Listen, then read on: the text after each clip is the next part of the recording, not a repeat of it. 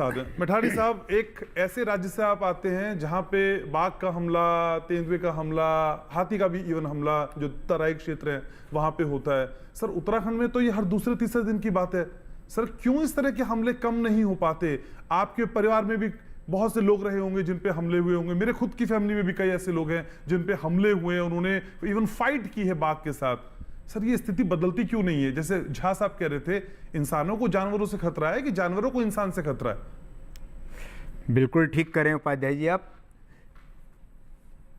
जानवरों को इंसान से खतरा हो गया है, लेकिन जो असली बात है उत्तराखंड के अंदर आप बात करते हैं या पहाड़ों के अंदर बात करते हैं, हम कहीं भी बात करते हैं, या जब बहिराष्ट्र की बात चल रही है अभी उत्तर प्रदेश की, वहाँ ये कोई नई बात नहीं है। 1951 की बात लखनऊ से जौनपुर, प्रतापपुर, सुल्तानपुर में 1977 में हुई। एक बारी वहाँ सरकार को फौज भी बुलानी। बहराइच आपसे नहीं समझना है। हाँ, तो ये उसी देश का चैनल है डीडी किसान, हम पूरे देश की बात करते हैं। बहराइच के लिए लालता जी है मेरे साथ, वो मुझे समझा देंगे। तो मेरा ये कहना है कि बहराइच की खबर तो अखबार में आ गई है, वो मीडिया में आ गई, तो हमें पता चल गया कि वहां पर ये हो रहा है। लेकिन उत्तराखंड के गांव में तो आए दिन होता रहता है। मेरे गांव में कल भी, परसों भी रात को 3 बजे 4 बजे बाघ ने आके कुत्ते को उठा के ले गए। गांव में एक कुत्ता नहीं रह गया है। आज से 2 महीने पहले हमारे यहाँ पे गैंड खाल एक जगह है, गैंड खाल में पहाड़ में गुलदार भी बोलते हैं इसको, बाघ भी बोलते हैं। एक हमारे ही गांव की एक बहन है, उस पर अटैक कर दिया। उसने अपने चेहरे को किसी तरह बचाया तो उसके हाथ को काट कर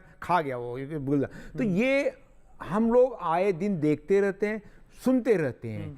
इसका कारण, सबसे बड़ा मुख्य कारण क्या है कि गाँव खाली होके गाँव जंगल बनते जा रहे हैं।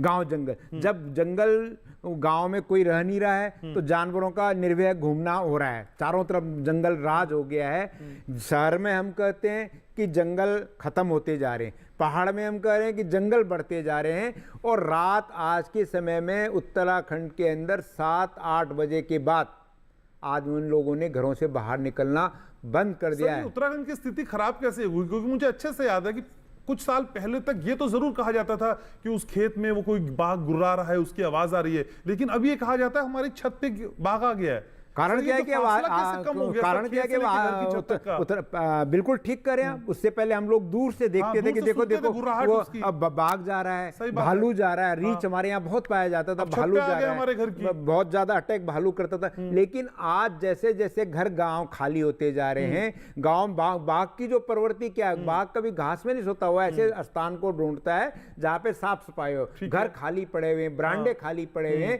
और बाघ 7-8 बजे के बाद अपना ठिकाना ढूंढता है। और अपने ठिकाने के ढूंढने के साथ साथ वो अपना शिकार भी ढूंढता है। वो शिकार कोई भी हो सकता है उसके लिए, ठीक है। उसमें जरूरी नहीं है कि वो जानवर रहे नहीं। अब मान लो जानवरों का जिस तरह से होता है कि उसको धीरे धीरे, जब मवेशी पालना बंद हो गया है, पशुपालन पालना बंद हो गया, आदमी नहीं रहेगा तो गाय भैंस बकरियां नहीं होंगी। तो ये बड़ी वजह है जिस पे विचार करने की जरूरत है। सर, एक ब्रेक के लिए मुझको रुकना है। हाँ। ब्रेक का समय हो गया, एक छोटे से ब्रेक के लिए यहाँ रुक रहे हैं, लेकिन ब्रेक के बाद कुछ आंकड़ों पे भी बात करेंगे जो आपको आज जानने बहुत जरूरी है, समझने चाहिए कि ये मसला सिर्फ वाइल्ड लाइफ कॉन्फ्लिक्ट का नहीं है, बहुत गंभीर है और इस गंभीरता को हमें समझना होगा।